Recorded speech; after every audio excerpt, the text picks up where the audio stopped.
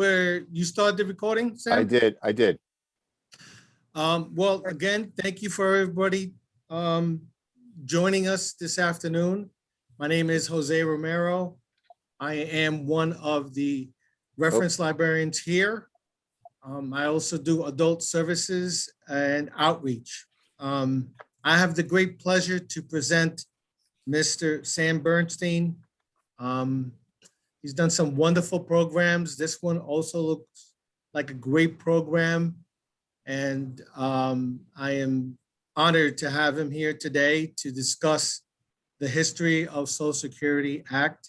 So I leave it at this moment to Sam Bernstein. Thank you. Thank you, Jose. I hope everyone can hear me. If you can't, unmute and then let me know, or see the screen, the PowerPoint. All right. And I also want to thank Jose for inviting me to do this. Let's get right into it. Okay. By the way, there'll be an opportunity to ask questions or make comments at the end of the presentation. Okay, so the objectives of this presentation, at the end of the presentation, you should be able to understand the historical importance of the Depression as it shaped social welfare, the antecedents of social welfare reform, the Great Depression, changes to social welfare policy, regulatory reforms, the New Deal, a discussion about the Social Security Act of 1935, what was its impact, Social Security and people of color, Social Security Act of 1935, and the Social Security today, what it is today. All right. And let's see if this works. Yes. So I'm going to give you a brief, hopefully the technology works. This is just a brief overview of Social Security.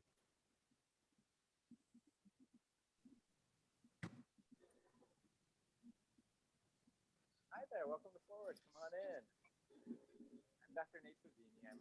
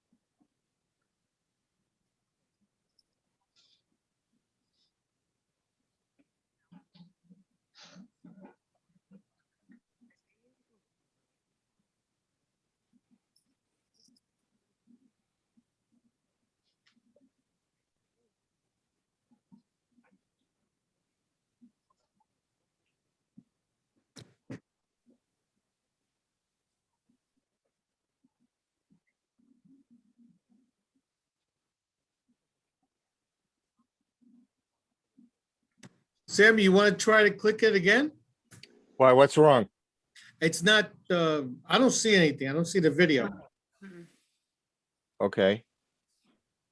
All right. Let's see. You don't see it? You don't see that video on the screen? No. No. Okay. Then we'll have to skip it. I'm sorry. You see it, the screen share now? I mean, yes, that we do see. Okay. Okay. All right. I'm sorry. I don't know why it didn't work. We'll have to figure that out. And I think I have one more video. We'll try the other video in a second. Okay. So let's see. Okay. Each of these moments determined the course of our republic's development, and defined a historical legacy in each of our republic's centuries. The third, you see the first two, the Revolutionary War, the Civil War and Reconstruction. But the Great Depression redefined the role of government in American society and its response to human needs. Let's start at the origins of our response to poverty and caring for our most needy citizens. So the first thing I want to talk about is the English Poor Laws. The English Poor Laws established three categories of poor or dependent people: a vagrant, who was put in jail if they refused to work; involuntarily unemployed, they were placed in almshouses; and the helpless must be cared for by family, and residency had to be established to receive aid, and establish the ability of local governments to raise money through taxation to support the indigent. So the Elizabeth Poor Laws, 1601, they were then adopted by colonial America. In colonial America, public responsibility for care could only be obtained with evidence of a legal residence within the jurisdiction. An indigent could be placed in the home of a farmer who offered care in exchange for a lump sum. There was also a system of bidding of auctions for care. In other words, if a person was indigent, farmers could actually bid for the services of that person. In addition, local municipalities constructed poorhouses and outdoor relief. Eventually, these poorhouses became a refuge for the sick, the disabled, the elderly, and the hopeless. The poorhouses, which were hard to manage, gave way to outdoor relief. That is, supplying the needy with in-kind services and goods. But what emerged from this concept is the notion that there are worthy poor, those that were employable, and then the unworthy, those that refused to work or were incapable if they would not be helped by the family. Then they would almost certainly die in a poorhouse.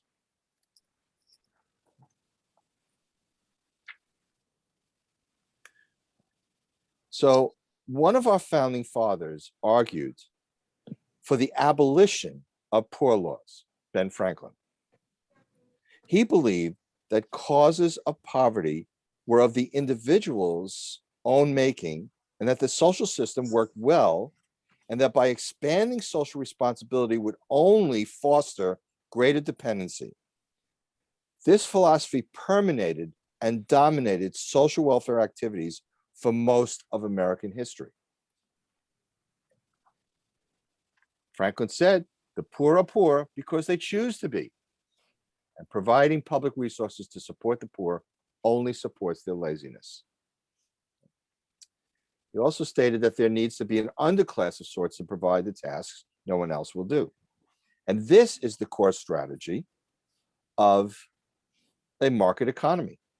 In order to function, individual compensation should never be supplemented. Why? Because a market economy requires a supply of a subclass of workers to perform menial, difficult, and unpleasant tasks. Prior to 1929, the mainstream thinking believed that it was not the role of federal government to support the administration of charity. And the federal government had no business over the private lives of individuals. If it did, it would allow dependency to occur. And poverty was the result of an individual deficiency or character defect.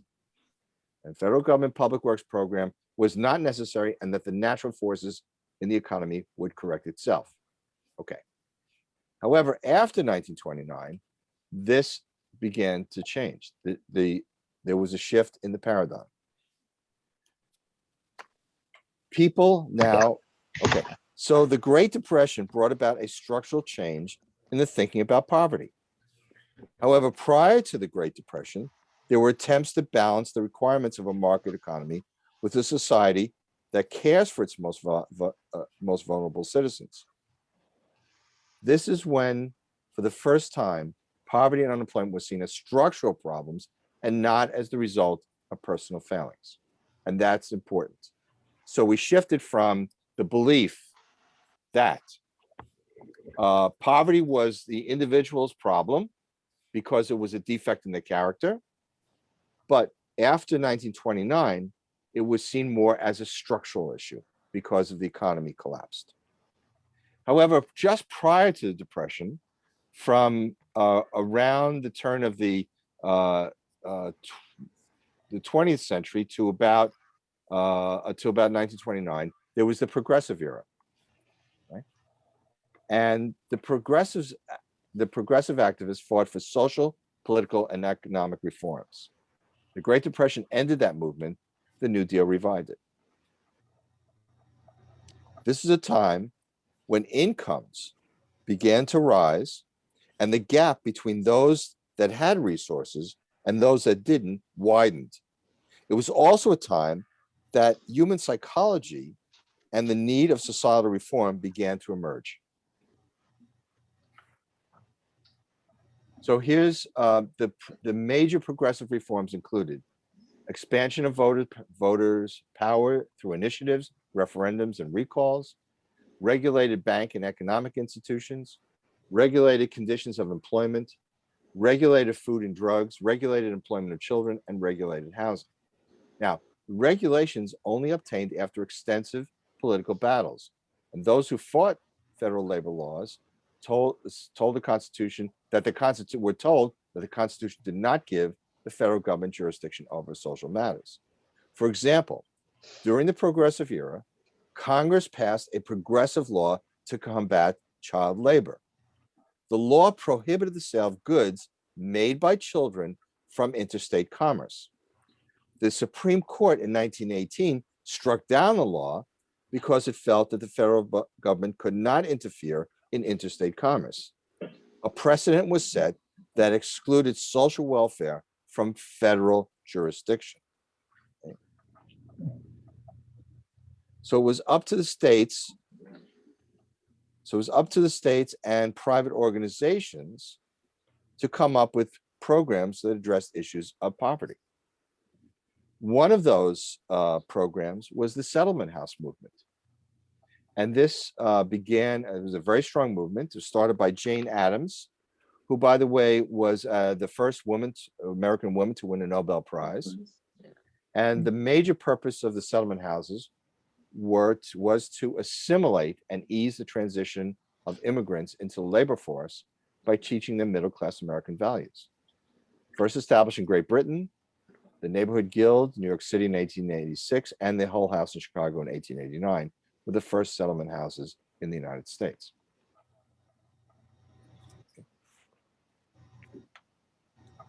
Okay.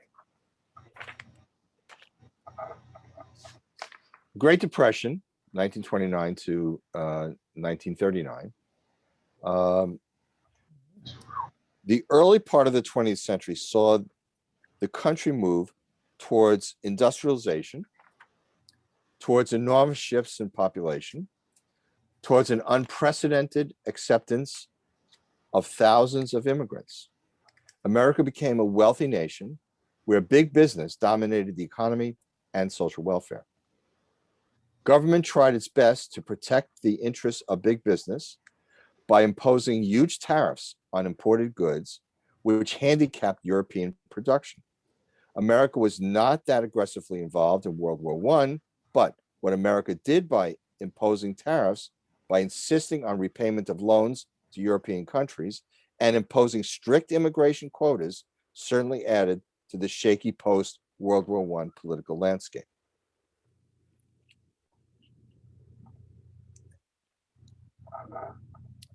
If we look into the 1920s in America, we see signs of prosperity, but no welfare or economic safeguards. Credit was easy to obtain and much used on consumer goods, like the emerging automobile industry, and of course, the surging prices of stocks. Poor people, especially poor Blacks who lived mostly in the South, could not get ahead socially, educationally, or economically, because those opportunities just did not exist for them. And the South wasn't that great if you were white either. It was still largely rural, backwards, and very dependent on cotton and tobacco. So a perfect storm was brewing. The post-World War I economy in Europe was collapsing because of the devastation of their industries and lack of consumer interests. Americans had no interest in participating in international affairs. We never joined the League of Nations. And our economy was based on easy credit provided by thousands of undercapitalized banks. Suddenly, and without warning, everything collapsed in October of 1929. Stock prices plummeted, banks failed, businesses collapsed, and millions went unemployed, owing billions of dollars. By 1932, 13 million Americans were out of work, about 1 in 4. The labor force was made up of primarily men. Most women and virtually all married women did not work, which meant that 25% of all American households had no breadwinner. President Hoover and later President Roosevelt tried valiantly to return the country to economic prosperity, but with limited success. It was Roosevelt who saw opportunities to restructure our economic, political, and social welfare systems in the face of unrelenting misery and of most Americans. New safeguards like the Federal Deposit Insurance Corporation, the Securities and Exchange Commission, and National Labor Relations Board were just some of the areas that were targeted for reform. In the area of social welfare, Roosevelt created the Federal Housing Authority, the Federal National Mortgage Association, the Fair Labor Standards Act, which ended child labor and established a minimum wage, and of course, the biggie, the Social Security Act. Roosevelt tried to prime the pump with federal dollars, but he could not shake the lack of confidence. Here's a graph of unemployment. As you can see, from 1910, unemployment was at 5%, and then it spiked from 1930 to over 20%. And then as the Depression ended in the 1940s, you can see the unemployment went to more reasonable levels. Okay. The real end of the Depression, which we'll talk about in more detail in a minute, and the beginning of prosperity was unfortunately drawn with the blood of millions of people, the casualties of World War II, because it was this war in which America most was instrumental in ending the conflict and emerging as the leading superpower in the world. By the way, I don't know if people know the film The Wizard of Oz. I hope everyone does. But The Wizard of Oz has always been seen as an allegory to Americans' participation in world politics. So yes. Okay. So let me give you some more statistics. In 1929, 6 million families, 21% of the population, had annual incomes of less than $1,000. Right, 21% of the population had annual incomes of less than $1,000. $1,000 in 1929 would be $13,698 in today's money, adjusted for inflation. And $1,000 today would be worth $79 in 1929. In 1929, the poverty line for a family of 4 was $1,719. In 1933, it dropped to $1,318. Today's poverty line for a family of 4 is $23,550. Wow. 85% That's of the people amazing. that vote that, I don't think so. No, they say that's poverty. So this is a little depression timeline. The stock market crashed in October of 1929. In March of 1930, 3.2 million unemployed, an increase of 1.5 million since the market crash. In January 1931, I don't know if you're familiar with this, but the veterans of World War I demanded a bonus payment. They were promised a bonus payment of between $1 and $1.25 for every day of service. There is a march on Washington in the summer of 1932 to get this money. Now, here's the interesting thing, part of this. The House of Representatives did pass a law giving the veterans their money, but it failed in the Senate.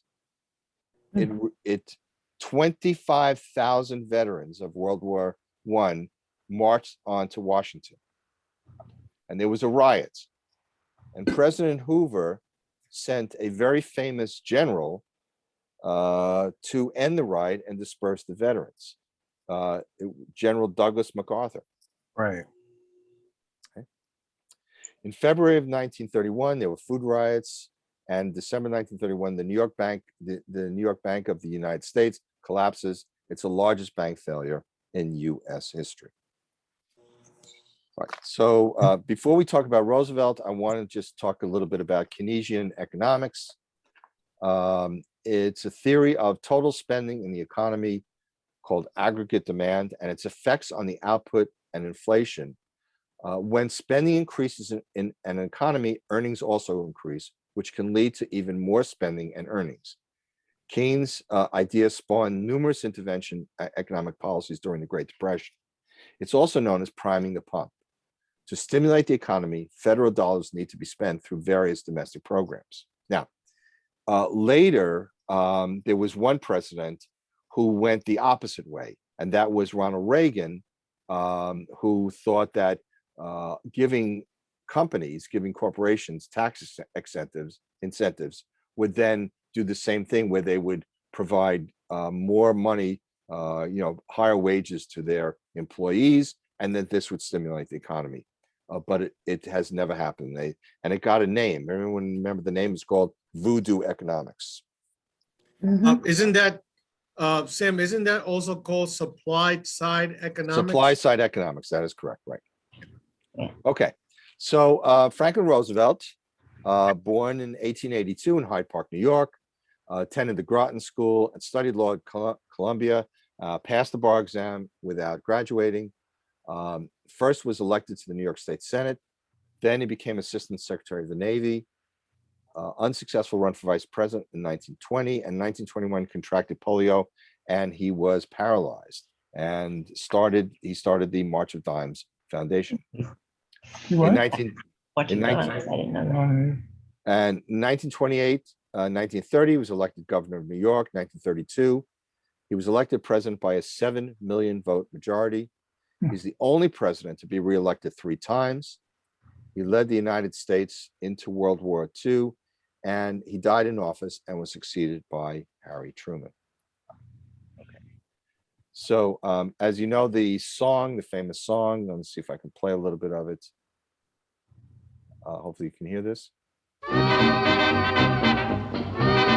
Yes.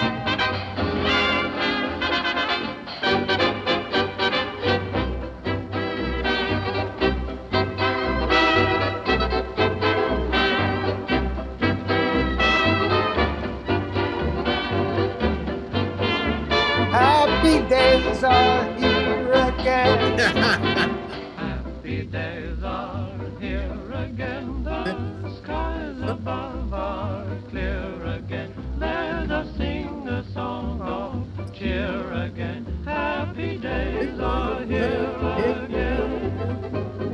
All together shout it now. There's no one who can doubt it now. So let's tell the world of it now. Happy days are here again. Your cares and troubles are gone. There'll be no more from now on. Happy days are here again. The So that's an original recording from the era. I want to note that some of the New Deal legislation was aimed at recovery, but many were aimed at reform. The Social Security Act was the only one that addressed both reform and recovery. So FDR's philosophy was try emergency methods until something worked. In 1933, the first 100 days, Agricultural Adjustment Administration, the CCC, and the National Industrial Recovery Act and banking finance reforms. By the way,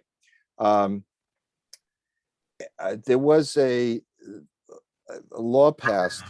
Originally, Roosevelt took office in March of 1933, and that left, and Hoover did very little to try and resolve the depression from 1929 to 1933, and that's why the inauguration was moved up to January because of that, so there would be less of a gap in time between administrations. Mhm.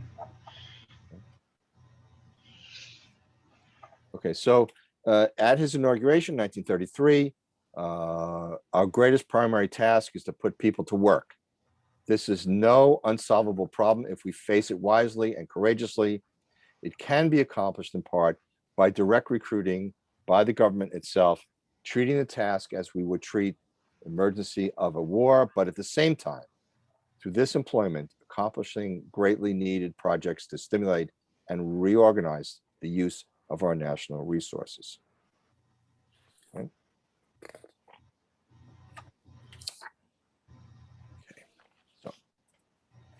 All right, so the first biggest was the National Industrial Recovery Act.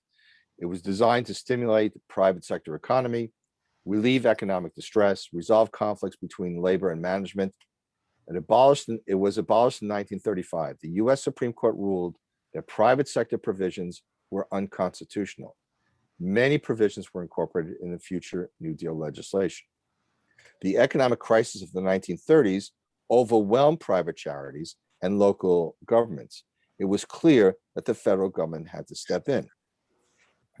However, the first part of the New Deal was struck down by the Supreme Court based on the 10th Amendment, the reserve clause of the 10th Amendment, that powers specifically granted to the federal government were reserved to the states. And that's why the Supreme Court struck down many of the first New Deal legislation. This made Roosevelt very upset. In fact, he tried to pack the court, to expand the court, to pack the court, and to threaten members of the Supreme Court to try and force them to retire or resign. The Supreme Court in that time was made up of several aging jurists. Okay, and these were more of the original New Deal, the Tennessee Valley Authority, the Federal Emergency Relief Administration, the National Labor Relations Act, Works Progress Administration, and of course the Social Security Act, and in 1936 to 38, Soil Conservation and Fair Labor Standards. So let's talk about the Social Security Act of 1935. I'm going to try and play this video. Jose, let me know if you can, if it comes Sure. out on. Can you see this, the screen? Yeah, we can see the screen. There you go. Social Security is the president But we can't see the video. Oh, you can't. of the individual. Okay. No. The Citizens of today Can you hear it? want and have Yes. a right to Okay. the same security that their forefathers sought in this nation. The assurance that with health and the willingness to work, they will find a place for themselves in the social and economic system of the time. Because it has become increasingly difficult for individuals to build their own security single-handed, government must now step in and help them lay the foundation stones, just as government in the past has helped lay the foundation of business and industry. We must face the fact that in this country we have a rich man's security and a poor man's security, and that the government owes equal obligations to both. But national security is not a half and half measure. It is all or none. Okay. Yeah, that was President Roosevelt talking about the Social Security Act. I'm sorry, that is a video, and I don't know why we couldn't get it to play, but nevertheless, the Social Security Act signified a sharp departure from prior American tradition. The United States had customarily stressed pulling oneself up by the bootstraps and volunteerism to alleviate social ills. Prior to 1929, the federal government didn't furnish such programs as old age pensions, public assistance, unemployment compensation, or health insurance, except for war veterans. Now, in 1933, Francis Townsend, maybe I should go to the next slide. Next slide. Next slide. Hello. There we go. Okay. So in 1933, Dr. Francis Townsend wrote a letter to the editor of a California newspaper after he saw two elderly women in rags picking through garbage. Eventually, this led to the Townsend Plan movement to force communities to provide old age pensions. The movement sparked interest and eventually became the basis of the Social Security Act.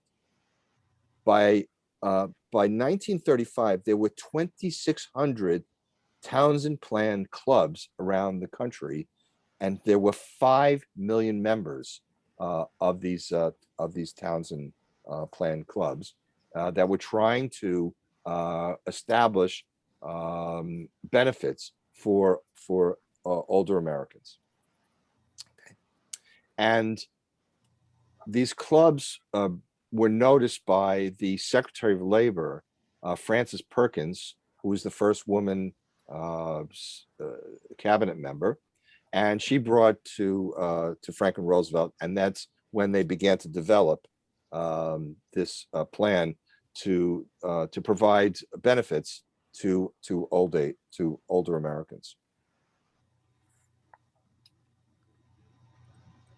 So after the United States Supreme Court struck down the NIRA, Roosevelt had to continue to solve the economic crisis, and he tried to remake the United States Supreme Court. Despite all the New Deal programs, Roosevelt could not solve the complex Depression crisis, and World War II restored the economy. The New Deal did recast the social contract, expand federal authority, especially in social welfare, and strengthen the role of the president. Okay. Now, in general, the New Deal failed in its attempt to solve the economic crisis. Roosevelt was torn between stimulating growth and at the same time as being fiscally responsible. But the one shining success of the New Deal was its approach to the most impoverished section of society, the aged and the unemployed. So the Social Security Act of 1935 created Social Security created Social Security, which was an old age program funded by payroll taxes. It provided unemployment insurance. It provided aid to families with dependent children, public health services, aid to the blind and the disabled. In 1939, it provided survivor benefits. Then in 1950, cost of living adjustments. In 1963, it improved the benefits to maternal and child health and mental retardation services. And in 1965, Medicare and Medicaid provisions were added. Okay. So Social Security and people of color. Founded in 1909, the National Association for the Advancement of Colored People endorsed the principle of federal intervention as the Depression intensified in the early 1930s. But as the New Deal programs emerged, its leadership began calling the New Deal a raw deal because because they felt it was discriminatory. In order to pass New Deal legislation, Roosevelt needed the bloc of Southern Democratic Party, who, for 125 years, wanted to preserve states' rights and would refuse to endorse social welfare legislation if it included anti-discriminatory clauses. That is why initially Social Security did not include universal coverage and excluded workers from professions that were predominantly of people of color. Eventually, the Civil Rights Acts in the 1960s corrected these admissions.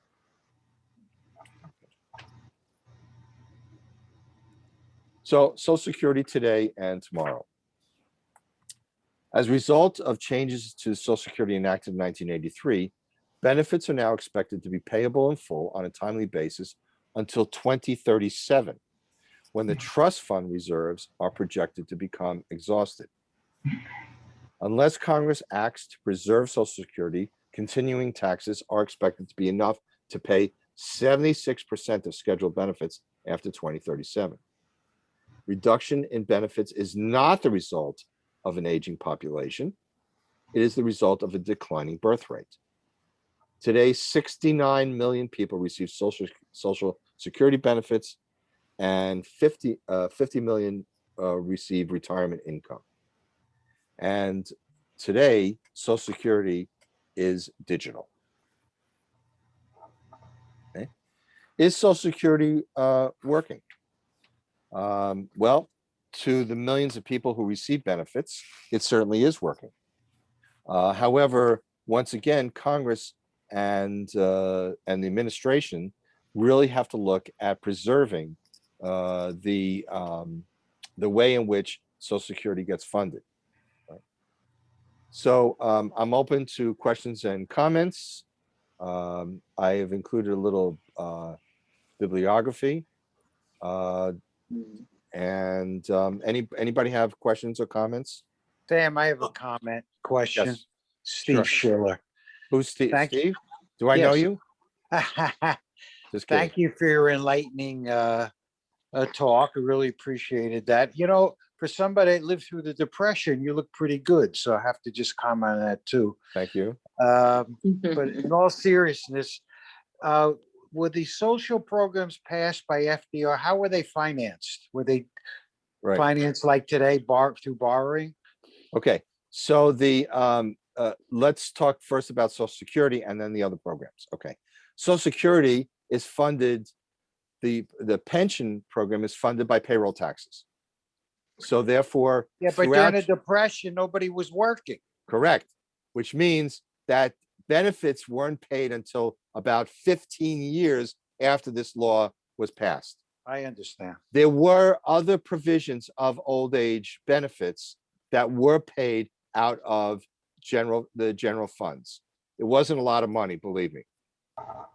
Okay. That was that Civil War general fund, right? Right, general fund. So and remember that most people are out of work, so they weren't paying these taxes.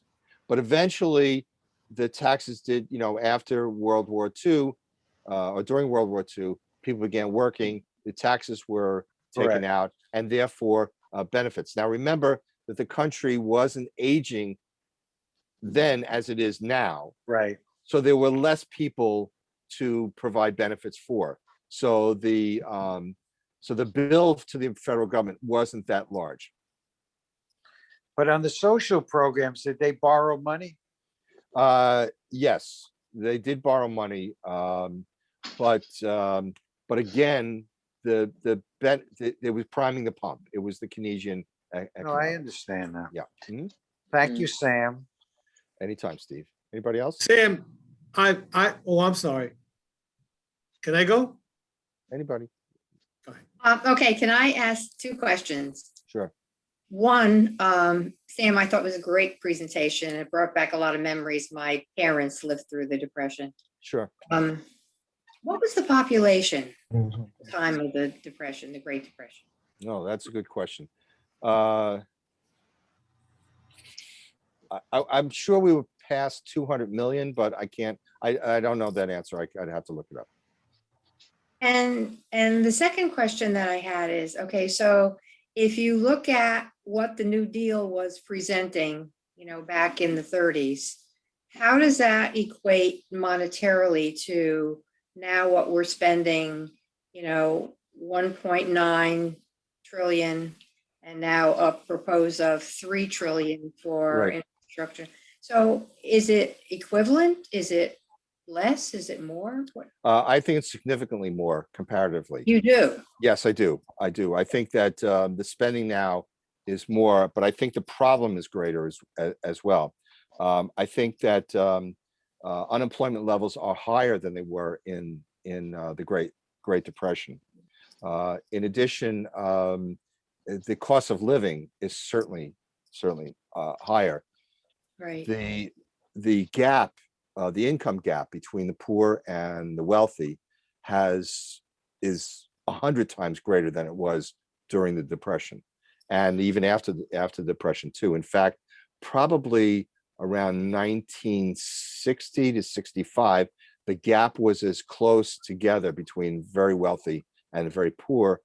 Right. From 1960 on to now, that gap is, you've heard that 1% of the population own 97% of the wealth in America, and that's probably very true.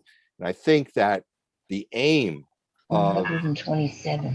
I'm sorry, the aim of this stimulus is to close that gap in some way. At least I think that's what I read from the people who are trying to structure the economy. There's such a difference between the states. My son lives in Vermont. Yeah. And, the total population there is about 675,000 for the entire state. Right. Versus New Jersey, which has almost 9 million. But it's if you make like $38,000 to $40,000 in Vermont, you're considered, doing well. I don't know how these people survive. Most of them are farmers and everything. Right. So around the country, the differences have to be huge. Right. Let's go back to the Great Depression and something called the Great Migration, which happened in the Yes. 1920s and 30s. Yes. And then what happened was people in the South, especially people of color, began to migrate to northern cities, especially like Detroit and other industrial cities, because the wages were better, the standard of living was better, and it also it allowed people to that American dream, to capture the American dream. When I mentioned about the Wizard of Oz, the reason I mentioned that is, if you're familiar with the film, not the original Baum novel, but the film was, do you remember what Dorothy, there were many parallels to society. I don't know if you're familiar with this analogy, but do you remember when Dorothy landed in Oz, what was the path? Remember what the path was? The Yellow Brick Road. Correct. When immigrants came to the United States, what did they believe the roads were paved? Gold. Right. And that's what the Yellow Brick Road represented, that the streets were paved in gold. Remember, Franklin Roosevelt had a terrier. Do you remember the name of the terrier? Fala, F-A-L-A. What was the name of Dorothy's dog? Toto. Right. Remember, and this is the parallel. This is the remember that America did not want to get involved in European politics. So in the Wizard of Oz, there's a tornado that drags Dorothy, who represented the American people, into the conflict in Europe, right? Okay. It goes from black and white to color, right? And you have the Wicked Witch, who represents Hitler. And you get the little people, right? And you have the Cowardly Lion, the symbol of Great Britain. You had the straw, the straw, the straw man represented Russia. You had the tin man that Okay. represented France, Mhm. right? So you had all these political structures, and they were all trying to get to Oz because they thought that that would solve, but what was Oz doing? What was the wizard doing? He was trying to appease the witch. Okay? So I use that as I said, as an allegory or an analogy. But getting back to the fact that what was going on in America was really the result of what we did to starve Europe of resources, and that's what the Depression and of course social reform benefited by that. I guess I get off a little tangent. Right. Yeah. Now, the next time you see the Wizard of Oz, you're going to look at it much differently now, right? Totally differently. Definitely. Yeah. Sam, I wanted to ask you a question about, you talked about settlement house movement. Yes. And I wonder if now with the homeless population and so many people not being able to find someplace to sleep, would that ever be something that could come back? Right. Well, it's never gone away. There are community centers across the nation. Many of them are religious based. It used to be that the YMCA's, the YMHA's, people used to stay at now in Newark, there's a YMCA, which has a huge homeless shelter, right? So it's never actually the settlement house movement. They call it different things, but it's never actually disappeared. But maybe we need to get back to that. Maybe we need to strengthen that. The problem is that this communicable disease prevents people from gathering, and that's been the problem. That's why many community centers have closed or limited use of their facilities. I think once we get past this pandemic, I think the community centers will again play a large role in American society. Right. That other number, I'm sorry, just one more other question. That number you stated about 69 million people on Social Security, Right. that's it? Well, yeah, 69 million, 50 million are receiving, pension benefits. The others are receiving SSI and things like that. This is pre-pandemic, so it may be be higher, but I don't think it's for the people receiving Social Security benefits, pension benefits.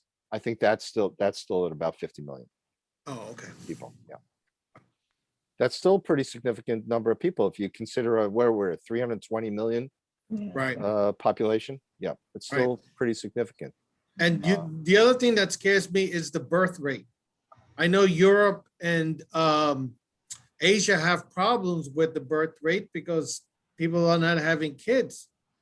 Correct. I know this question of immigrants coming over the border, my own opinion, we do need people in this country to sustain, how we live, no? Yeah. Well, that's higher. That's higher level thinking, Jose. And it's something that people don't necessarily want to do because they think they have these fears. But yes, this goes back to the origins of the American economy. We need people to perform certain tasks that nobody else wants to do. But immigrants also contribute to society. So they pay taxes. Yeah, including Social Security taxes. Including Social Security that they're taxes. not going to, the illegals are not going to claim benefits either. That's right. That's right. So that's pretty cool. Right. Well, yeah, No. but see, by excluding them, yes, Steve is absolutely right. But it is also a path to citizenship. Yeah. And ultimately, you want people who are citizens who pay taxes so that they can pay my Social Security benefits. Correct. Right? Right. I'm just kidding. That's a little. No, but it's true. That's true. Right. Yeah. It is true. And I don't understand. I don't understand why it's not explained like that. Well, because America, let's face it, America is xenophobic, and we're afraid of people of color coming in because some, we've been told that they may be a bad element when they're not. They're really the story of immigration is a wonderful story for our country. It's really promoted America as it was. I mean, without immigrants, where would we be today? Right? We've made mistakes. If you look at our history, we interred Japanese Americans in World War II. The Native Americans were, slaughtered and forced out of their homes. They were subject to diseases, and practically, hundreds of thousands were wiped out. African Americans, Latinos. I mean, you go down the list of people who contributed to the growth of America. But again, we're just a country that's at odds with itself. By the way, Sam, it's interesting that Europe has the same negative growth rate as America, and they're bringing immigrants in too. You need the immigrants, without a doubt, for labor reasons, for tax reasons, and that's just the way it is. Yeah. So maybe things, hopefully in the future, things will change. Yeah, true. Well, people need to hear the history though, and that's so important. I mean, programs like this are so critical because people need to hear the history. I mean, certainly I knew it back maybe 35 years ago that I could, but you don't retain all of that. And I think you need to have your memories refreshed so that you can understand what's happening today and put the causation connection, together. Yeah. I'm just finishing a history of the impeachment trial of Andrew Johnson. And there are so many parallels today that are going on in America. If we understood the history, we may not be able to repeat the mistakes that were made. But you know what? Yes. What can you do? What's the saying? You can bring a horse to water, but you can't make it drink. Make him drink. Yes, true. So you can bring the American people to the facts, but unless they, unless they want to buy into it, Think about it, bastards. right? We're just in a circle. So again, I thank you for everyone for joining, and I hope you enjoyed it. Thank you. And Jose Thank and you, I, Sam. Jose and I have talked about some future presentations. We talked about the history of the civil rights movement and some other topics that may be of interest. So Thank you so much. Thank you so much. Thank you. happy Thank you, everybody. happy holidays, everybody. Bye bye. Happy holidays. Right. Bye-bye now. Bye. Thank you, Sam. Operation is very, very interesting, actually.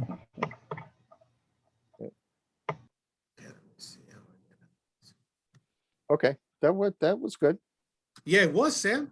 It really was. Yeah. And we had the what's her name? The president. Oh, Marge is the president. Yeah. Yeah, she's the Oh president. yeah, I've met her. Yeah, I think I'm in the Friends. I think I Yeah. joined the Friends, but I don't know. I never got a renewal notice, so maybe. Don't worry, we'll get you one. Yeah, please. All right, Sam. We'll All see right. you. Thanks. Oh, Sam, Yes. please, if you can, send me the recording. Yeah. Okay. I have to stop. Yeah, that. because it's when it ends, it's gonna save it on your drive or something like that. Okay, I'm stopping it now. Okay.